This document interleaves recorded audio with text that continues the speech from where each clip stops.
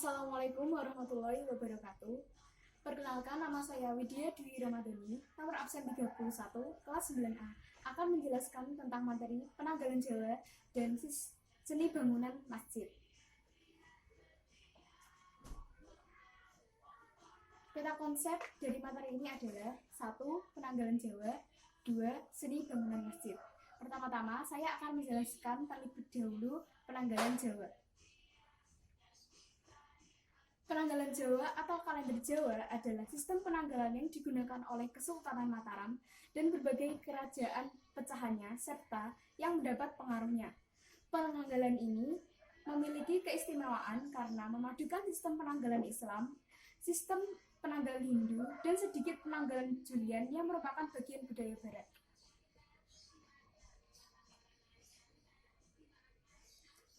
Sejarah terbentuknya penanggalan Jawa. Pada tahun 1625 Masehi atau 1547 Saka, Sultan Agung dari Mataram berusaha keras menanamkan agama Islam di Jawa. Salah satu upayanya adalah mengeluarkan dekret yang mengganti penanggalan Saka yang berbasis perputaran matahari dengan sistem kalender Komariah atau lunar berbasis perputaran bulan. Uniknya, tahun Saka tetap dipakai dan diteruskan, tidak menggunakan perhitungan dari tahun Hijriah. Saat itu 1035 Hijriah. Hal ini dilakukan demi asas kesinambungan, sehingga tahun saat itu yang adalah tahun 1547 Saka diteruskan menjadi 1547 Jawa. Dekret Sultan Agung berlaku di seluruh wilayah Kesultanan Mataram. Seluruh pulau Jawa dan Madura kecuali Banten, Batavia, dan Banyuwangi atau Belambangan. Ketiga daerah terakhir ini tidak termasuk wilayah kekuasaan Sultan Agung. Pulau Bali dan Palembang yang mendapatkan pengaruh budaya Jawa juga tidak ikut mengambil alih kalender karangan Sultan Agung ini. Sistematis penanggalan Jawa.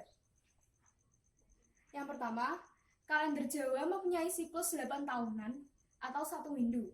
Yang kedua, kalender Jawa memakai sistem 5 pancawara atau sering dikenal dengan pasaran. Yang ketiga, kalender Jawa memakai sistem 7 hari atau saptawara yang sesuai dengan sistem hari pada kalender Masehi. Yang keempat, koreksi keberulangan terjadi pada 120 tahun atau 15 windu, atau istilahnya yaitu salin kurup atau ganti kurup, atau pengoreksian yaitu dengan menambah 1 hari tiap 120 tahun.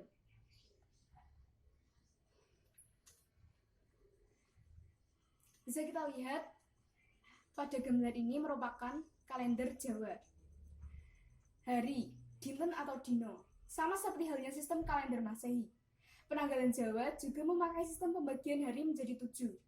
Yang kedua, ada pasaran.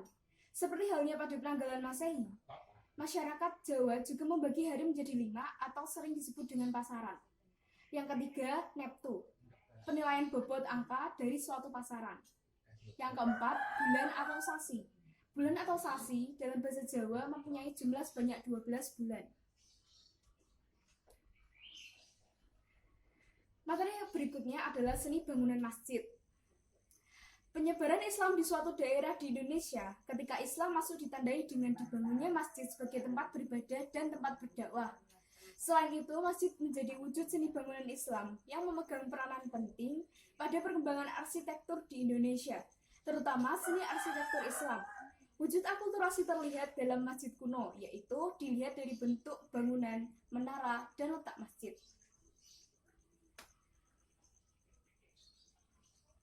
Masjid sebagai bentuk akulturasi budaya. Bentuk bangunan. Kebanyakan bentuk bangunan masjid di Indonesia, terutama Jawa, berbentuk seperti pendopo yang berbentuk bujur sangkar. Selain itu, atap masjid berbentuk tumpang. Atap tersebut tersusun ke atas semakin kecil dan tingkat teratas disebut limas. Jumlah tumpang biasanya gasal. Bentuk masjid seperti ini disebut dengan meru. Bentuk tumpang ini merupakan akulturasi dengan Hindu, di mana pura milik orang Hindu berbentuk tumpang. Bentuk atap ini sangat berbeda dengan masjid-masjid di Timur Tengah. Menara. Menara berfungsi sebagai tempat menyerukan azan.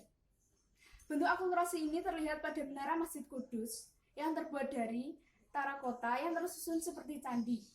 Di Banten, bentuk menara menyerupai mercusuar di Eropa. Letak masjid.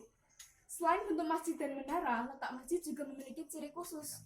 Kebanyakan masjid di Indonesia terletak di sebelah barat alun-alun istana atau keraton. Selain itu, masjid juga diletakkan dekat dengan makam, terutama makam raja-raja.